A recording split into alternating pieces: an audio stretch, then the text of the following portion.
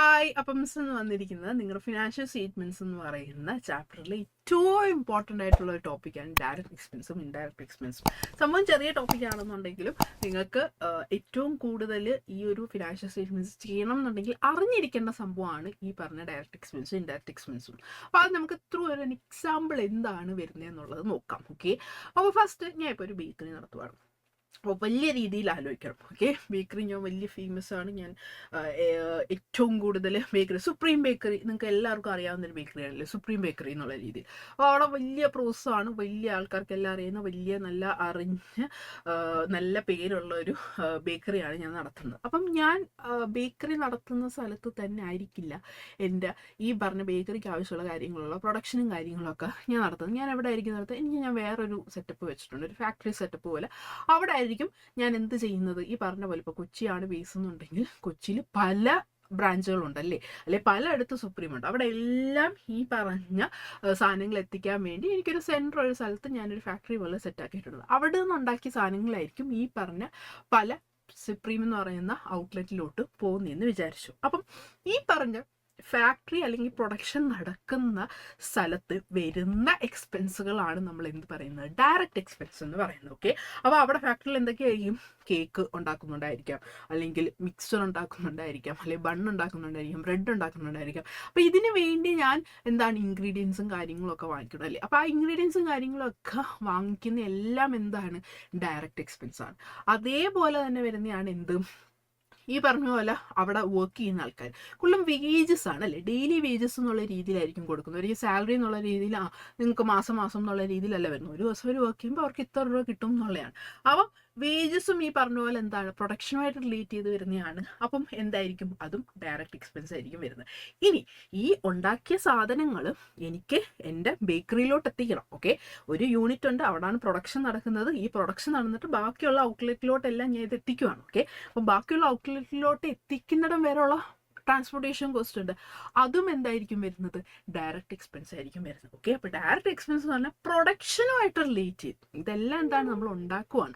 ബേക്കറിക്ക് വേണ്ടി ഉള്ള സാധനങ്ങളെല്ലാം ഒരു സ്ഥലത്തല്ലേ ഫാക്ടറി നമ്മൾ ഉണ്ടാക്കുവാണ്. അപ്പോൾ അങ്ങനെ വരുന്ന പ്രൊഡക്ഷനുമായിട്ട് റിലേറ്റ് ചെയ്ത് വരുന്ന എല്ലാ എക്സ്പെൻസസും എന്തായിരിക്കും, ഡയറക്റ്റ് എക്സ്പെൻസ് ആയിരിക്കും. ആൻഡ് അതേപോലെ രണ്ടാമത്തെ സംഭവം പർച്ചേസ് ഓഫ് ഗുഡ്സ് അല്ലേ. ഇപ്പം സുപ്രീമിൽ തന്നെ ഉണ്ടാക്കാത്ത കുറേ ഐറ്റംസ് കാണും. ഓക്കെ, അവരെന്തായിരിക്കും ചെയ്യുന്നത്, വേറൊരു അടുത്തുനിന്നായിരിക്കും ഇത് വാങ്ങിക്കുന്നത്. ഓക്കെ, പ്രൊഡക്ഷൻ എന്ന് പറഞ്ഞാൽ അവർ തന്നെ ഉണ്ടാക്കുന്നതാണ് പ്രൊഡക്ഷൻ ഓഫ് ഗുഡ്സ് എന്ന് പറയുന്നത്, അല്ലെ പ്രൊഡക്ഷൻ പ്രോസസ് എന്ന് പറയുന്നത്. പർച്ചേസ് ഓഫ് ഗുഡ്സ് എന്ന് പറഞ്ഞാൽ അവർ ഉണ്ടാക്കുന്നതല്ല, ബട്ട് അവിടെ ബേക്കറി ആകുമ്പോൾ ഈ പറഞ്ഞ പോലെ ബേസിക് ആയിട്ടുള്ള കുറച്ച് കാര്യങ്ങളുണ്ടല്ലേ, കേക്ക് കാണും, മിക്സ്ചർ കാണും, അവലോസ് ഉണ്ട കാണും, അല്ലെങ്കിൽ ചിപ്സ് കാണും.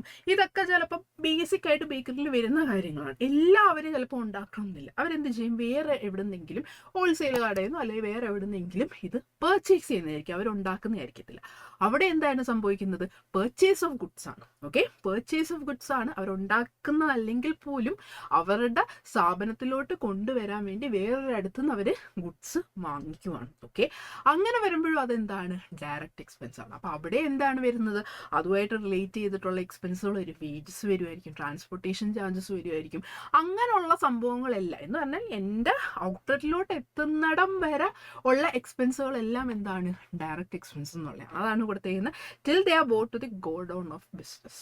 ഓക്കെ, നമ്മൾ പ്രൊഡക്ഷൻ ആയിക്കോട്ടെ വേറെ ആൾക്കാരുടെ നിന്ന് വാങ്ങിക്കുന്നതായിക്കോട്ടെ, അത് ബിസിനസ്സിലോട്ട് എത്തുന്നിടം വരെ ഉള്ള എന്ത് എക്സ്പെൻസ് ആണെന്നുണ്ടെങ്കിലും അതെന്തായിരിക്കും, ഡയറക്റ്റ് എക്സ്പെൻസ് ആയിരിക്കും. ഇനി ഇൻഡയറക്റ്റ് എക്സ്പെൻസ് എന്തായിരിക്കും, അതിൻ്റെ ഓപ്പോസിറ്റ് സംഭവമായിരിക്കും. എന്താണ്, നമ്മൾ പ്രൊഡക്ഷനോ പർച്ചേസോ അങ്ങനെ അതുമായിട്ട് റിലേറ്റ് ചെയ്തിട്ടുള്ള എക്സ്പെൻസുകളൊന്നുമല്ല. ഇതെന്താണ്, ഓവറോൾ എക്സ്പെൻസ് ഓഫ് ബിസിനസ് ആണ്.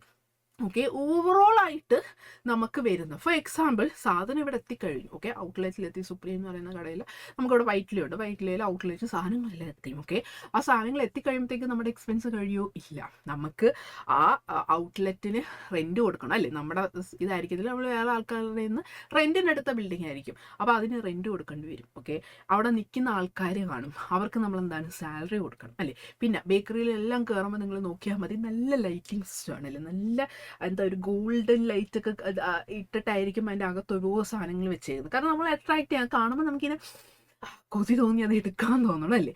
അപ്പോൾ ആ ലൈറ്റിങ് അതിൻ്റെ ഇത് എല്ലാം ഇലക്ട്രിസിറ്റിയാണ്. ഓക്കെ, സാധനം ഉണ്ടാക്കാൻ വേണ്ടി നമുക്ക് പവറാണ് വേണ്ടത്.